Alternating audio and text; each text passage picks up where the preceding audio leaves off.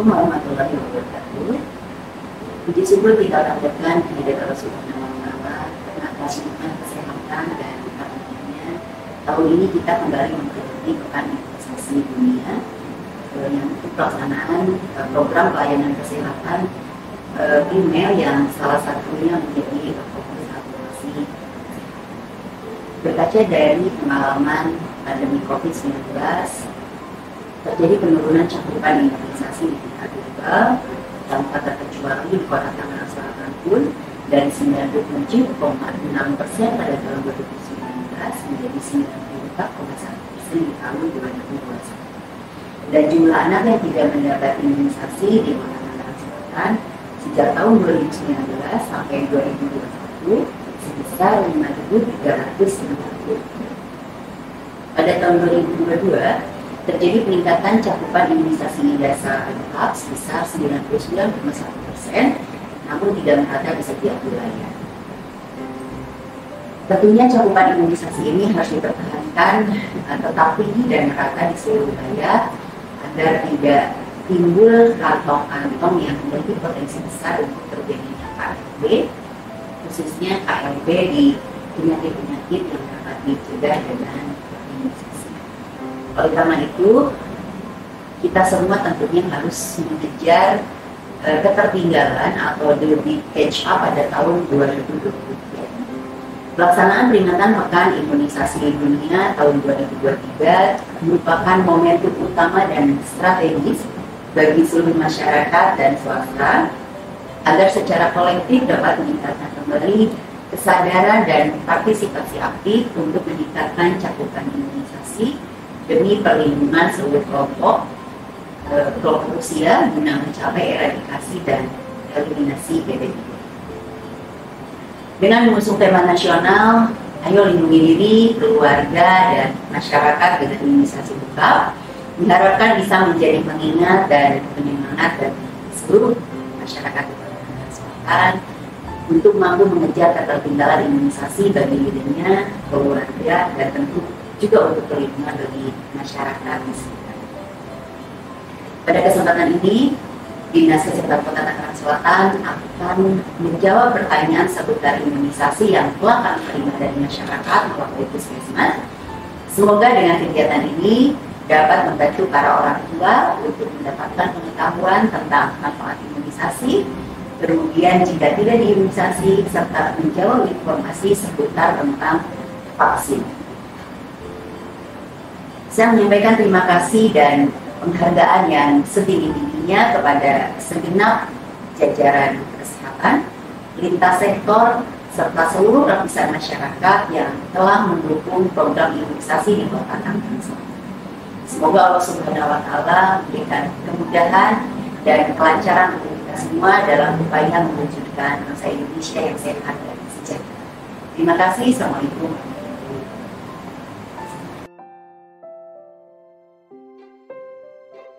Untuk program yang telah ditetapkan oleh pemerintah dan saat ini bisa Bapak Ibu dapatkan di pelayanan posyandu, puskesmas maupun fasilitas pelayanan kesehatan lainnya adalah gratis untuk semua anak tanpa memandang domisili maupun KTP orang tua. Pekan Imunisasi Nasional adalah kegiatan imunisasi tambahan yang dilaksanakan pada wilayah terbatas, hanya beberapa provinsi atau kabupaten kota saja. Tangerang Selatan tidak melaksanakan subpim karena tidak ada kejadian luar biasa ataupun outbreak. Anak yang tidak diimunisasi atau tidak mendapatkan imunisasi lengkap tidak memiliki kekebalan sempurna terhadap penyakit-penyakit berbahaya sehingga mudah tertular penyakit, menderita sakit berat, serta menderita cacat, bahkan meninggal dunia. Selain itu, mereka juga dapat menjadi sumber penularan penyakit bagi orang lain. Akumulasi anak yang tidak mendapatkan imunisasi rutin lengkap mengakibatkan tidak akan terbentuk kekebalan kelompok ataupun herd immunity. Pada Peraturan Menteri Kesehatan Nomor 12 Tahun 2017, berdasarkan jenis penyelenggaraan imunisasi dikelompokkan menjadi imunisasi program dan imunisasi pilihan. Keduanya dapat ditetapkan oleh pemerintah dengan mempertimbangkan rekomendasi dari Komite Penasehat Ahli Imunisasi Nasional atau ITAGI. Dengan penetapan yang didasari rekomendasi tersebut, maka imunisasi sudah aman diberikan. Bapak Ibu tidak perlu ragu untuk mendapatkan imunisasi pilihan pada anak.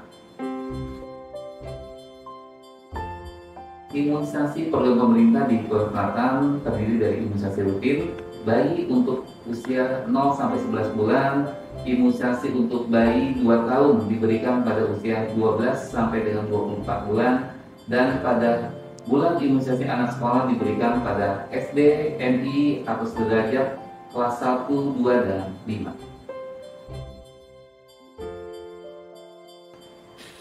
Imunisasi akan memberikan kekebalan pada bayi terhadap beberapa penyakit yang dapat dilindungi dengan imunisasi atau PD3I, di antaranya TBC, pertusis, tetanus, pneumonia, diare, meningitis, dan sebagainya. Keseluruhan penyakit tersebut memiliki kecacatan dan tingkat kematian yang tinggi terhadap balita, sehingga sangat penting untuk mengimunisasi balita supaya tumbuh kembangnya optimal dan tidak sering mengalami penyakit. Imunisasi campak tidak menghalangi seseorang untuk tertular atau terinfeksi campak ketika terjadi wabah.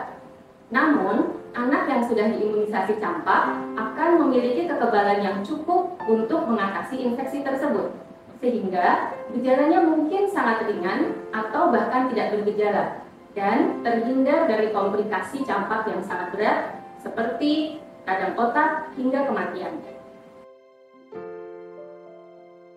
Terdapat beberapa efek samping imunisasi, dan tidak semua imunisasi memiliki efek samping yang sama. Imunisasi difteri, pertusis, dan tetanus memiliki efek samping demam, karena pada saat anak diimunisasi, tubuh anak akan menghasilkan produk-produk kekebalan atau sistem imun yang salah satu efeknya diantaranya adalah demam. Terkadang juga bisa mengalami diare, sehingga anak mengalami rewel. Untuk mengatasinya, berikan obat penurun panas sesuai dengan yang dianjurkan oleh tenaga kesehatan. Bisa, bayi prematur akan diberikan vaksin hepatitis B0 jika beratnya sudah lebih dari 2000 gram atau sudah mencapai usia 2 bulan dengan berat berapapun. Jika anak usia 1 tahun belum pernah mendapatkan imunisasi sama sekali, maka dia masih bisa mendapatkan imunisasi rutin. Namun, khusus untuk BCG, sesuai program dari pemerintah, maka batasnya adalah hingga usia 11 bulan saja. Pada kondisi tertentu, di mana seorang anak sangat dianjurkan untuk mendapatkan imunisasi BCG di atas usia 1 tahun, maka perlu diperiksa lebih lanjut oleh dokter spesialis anak dan perlu diperiksa mantuk terlebih dahulu.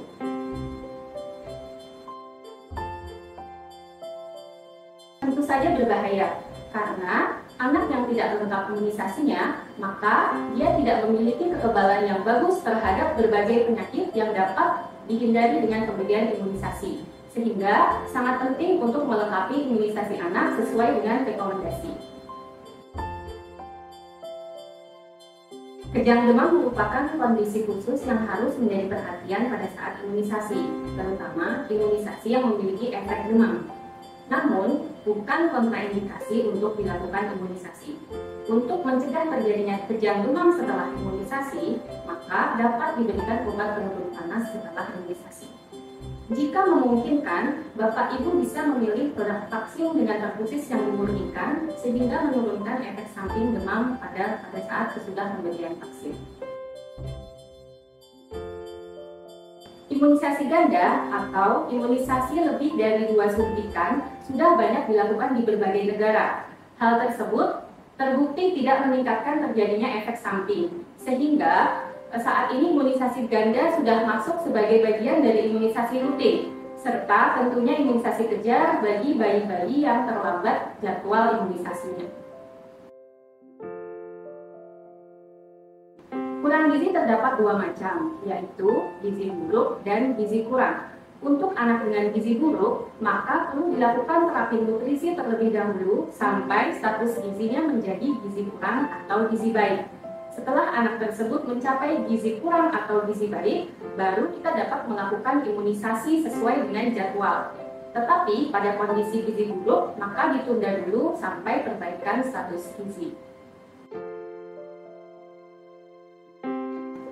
Polio tetes pada program imunisasi rutin pemerintah terbuat dari vaksin polio yang dilemahkan dan terdiri dari 2 strain, yaitu strain 1 dan strain 3. Sementara polio suntik terbuat dari vaksin virus polio yang tidak aktif dan terdiri dari 3 strain, yaitu strain 1, 2, dan 3. Sehingga perlindungannya tentu berbeda. Seorang anak perlu mendapatkan keduanya, vaksin polio tetes dan juga vaksin polio suntik. Boleh, bayi berusia 2 tahun dapat diberikan imunisasi PCV sebanyak 1 dosis. Ada istilah yang disebut sebagai kejadian ikutan pasca imunisasi, yaitu semua kondisi medis yang diduga berkaitan dengan imunisasi.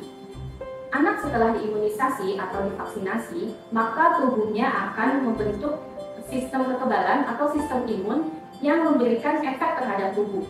Salah satunya yang paling sering adalah demam. Sistem kekebalan atau sel-sel kekebalan ini juga bisa mempengaruhi saluran pencernaan, sehingga anak menjadi diare. Sehingga bisa terjadi efek samping diare setelah vaksinasi. Tetapi, efek samping ini sifatnya sementara. Yang perlu diperhatikan adalah ketika anak demam, diare, atau muncul efek samping lainnya, lakukan observasi. Dan kita harus menilai apakah kondisinya semakin membaik atau semakin memburuk. Khusus pada kasus diare, pastikan kecukupan cairan cukup, berikan minum setiap saat dia diare, dan apabila diarenya cukup parah, anak menolak minum, atau anak diarenya sangat banyak, perlu dibawa ke fasilitas kesehatan. Apabila imunisasi tidak diberikan sesuai jadwal, maka kita bisa memberikan yang namanya imunisasi kejar, yaitu imunisasi di luar jadwal rutin. Tetapi tentunya anak ini tidak mendapatkan usia yang sangat tepat untuk dilakukan imunisasi. Kemudian masalah yang kedua ketika imunisasi tidak sesuai jadwal adalah orang tua menjadi bingung dan pencatatannya tentu berbeda dengan pencatatan yang rutinnya. Sehingga perlu kerjasama yang baik dengan orang tua pada anak-anak yang mengalami imunisasi kejar untuk mengejar keterlambatan imunisasi sebelumnya. Bisa, anak usia 16 bulan bisa diberikan imunisasi PCV sebanyak 2 dosis dengan interval 2 bulan. Sebenarnya, setelah imunisasi, bayi dan balita bisa langsung diberikan ASI atau menyusu. Tetapi, yang terjadi biasanya adalah bayi ini menangis karena trauma. Sehingga untuk menghindari tersedak atau tidak nyaman pada saat menyusui, maka sebaiknya ditunda. Khusus untuk imunisasi tetes polio, biasanya diminta ditunda, karena yang dikhawatirkan adalah ketika langsung diberikan ASI, anak akan muntah. Pada kondisi anak yang sedang sakit, sebaiknya imunisasi ditunda sampai kondisi sudah benar-benar sembuh. Kekebalan akan tetap terbentuk sesuai dengan jenis imunisasi yang diberikan. Namun, akan ada usia-usia yang dia tidak terlindungi sesuai dengan jadwal yang direkomendasikan. Dengan demikian, sangat dianjurkan untuk memberikan imunisasi sesuai dengan jadwal yang sudah direkomendasikan. Akan tetapi, jika anak tersebut memang terlambat, tidak ada istilah terlambat untuk dilakukan imunisasi. Tetap lakukan imunisasi kejar hingga anak berusia 5 tahun. Selanjutnya, imunisasi dilanjutkan di program sekolah pada saat kelas 1, 2, dan kelas 5 SD. Imunisasi PCV diprioritaskan untuk anak di bawah 12 bulan karena risiko penyakit tersebut memang sangat berat pada bayi. Kemudian untuk program pemerintah sendiri yang mendapatkan vaksin ini secara gratis adalah bayi-bayi yang lahir pada bulan Juni 2022 dan selanjutnya. Untuk bayi-bayi yang lahir sebelum itu, Bapak Ibu bisa mendapatkan imunisasi PCV di rumah sakit swasta atau di rumah sakit luar pemerintah dengan biaya pribadi. Boleh, pada saat ini anak tersebut bisa mendapatkan imunisasi campak sekaligus PCV2 sebagai bentuk imunisasi ganda.